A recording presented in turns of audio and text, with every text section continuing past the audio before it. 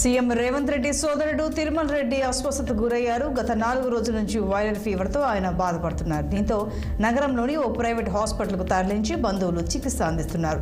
Medicare ఆసుపత్రి వైద్యులు తిరుమల రెడ్డికి వైద్య పరీక్షలు నిర్వహిస్తున్నారు. పూర్తి వివరాలు తెలియాల్సి ఉంది.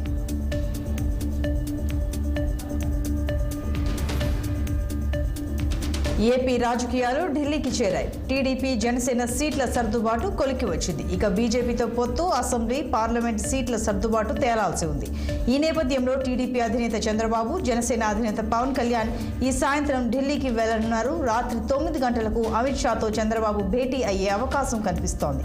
ఇప్పటికే ఢిల్లీలో ఏపీ బీజేపీ నేతలు మకాం వేశారు.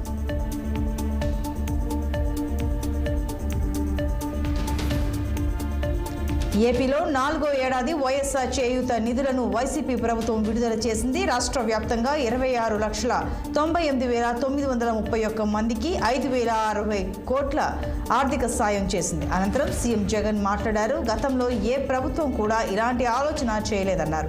ఎప్పుడూ జరగని విధంగా తమ ప్రభుత్వంలో మార్పులు తీసుకొస్తున్నామని తెలిపారు. 33 లక్షల మంది అక్క చెల్లెమ్మల ఖాతాల్లో డబ్బులు జమ చేస్తున్నామని సీఎం వివరించారు. వైఎస్ఆర్ చేయూత పథకం ద్వారా ఒక్కో మహిళకు 75,000 అందిస్తున్నామన్నారు. నేరుగా లబ్ధిదారులకు నిధులు జమ చేస్తున్నామన్నారు. గతంలో ఎప్పుడైనా ఇలాంటి మంచి పనులు చేశారా అని ఆలోచించాలని ప్రెసిడెంట్ కోరారు. నామినేటెడ్ పోస్టుల్లో 50% మహిళలకు ఇవ్వాలని చట్టం చేసి ఇస్తున్నామన్నారు.